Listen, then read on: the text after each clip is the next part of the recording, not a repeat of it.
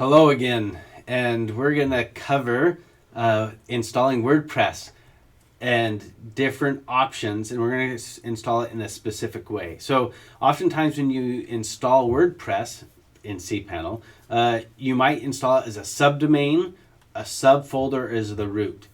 And in another video, I talk about if you put it as the root, it's going to be harder to get access to your other things, and you can actually with WordPress use settings that lock you out so that you can't get into your other things. So we're going to be careful there, and we're not going to choose that option. When it comes to a subdomain, you have to be able to have manage your DNS and stuff. That can be done through Cpanel, depending on where you are or how you do things at the site that you're at, your location, your organization. But since I'm mostly making these for my students, I'm not going to show them that way. We're going to do a subfolder instead. So we're going to install WordPress, and the main thing we're going to do here is we're going to leave this here. So this is a path. It says we're going to install it in your domain. So this would be your domain name. This could be, so if you're Amazon, this is amazon.com or www.amazon.com, whatever it is. And this is a folder underneath it. Okay. So we're going to leave it. Now we could change it. Actually, we want it in a folder. Let's actually just call it WP, so it's not as long, okay? And we can change all sorts of things here. We're just going to change this to About Me. Now, so there's a lot of stuff. You can change the username and password and stuff. You can change all this stuff at this point in time. There's database options, and there's automatic updates where you can tell it to install or not.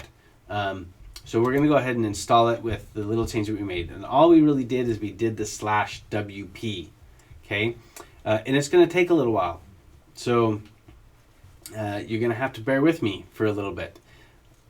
Well, I'm going to pause. And when it comes to 100%, I'll unpause. If you want to see this process, you can look at one of my prior videos. I'll try and link to it. And you'll see the whole process. It doesn't take too long, but it's long enough. I just don't want to sit here talking through it. And look at that, we're done. Okay, so I'm going to close this. Oh, and I should have showed you A00100. So here's my WordPress domain, forbidden. And I actually, if we go to WP, we'll see that here is where it has installed. Now, here's a problem though. I had stuff up here at this higher level.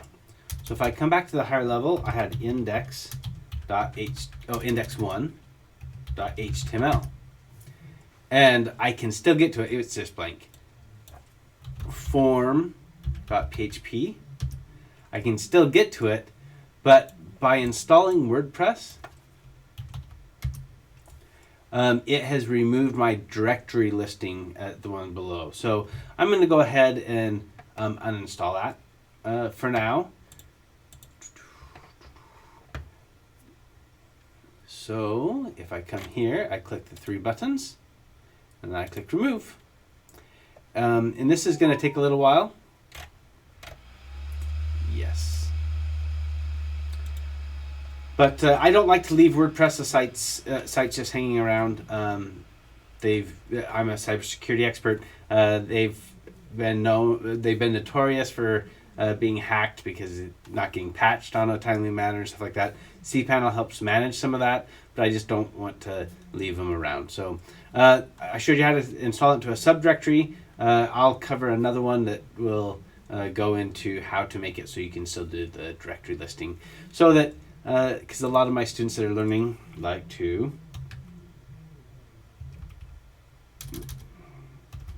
be able to look at their stuff and see the directory listing right here. So anyway, that's all for this one. Thank you.